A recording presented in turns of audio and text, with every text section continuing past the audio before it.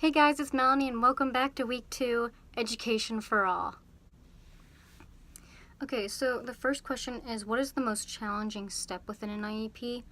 And as an IEP student from elementary school all the way to high school, I always felt like the assessment was probably the most challenging because I can remember being tested for so many different things just to figure out what disability or where I should be placed.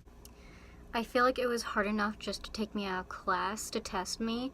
So then when I went back, I ended up not knowing what we did for that day. And that was probably challenging just because it's like we had to figure out where I needed to be placed.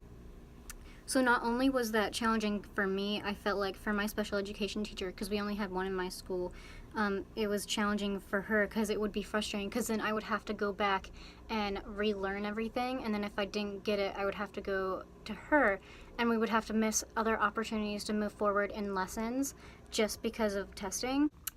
So what do you think as a special education teacher might be the most challenging? I immediately thought of the referral just because you have to make sure everyone's on board with it and the IEP.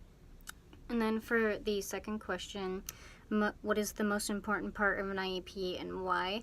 And I thought of the accommodations just because for different disabilities there's different accommodations, and making sure along the way, like either adding accommodations or taking away accommodations depending on where you were at within the IEP program.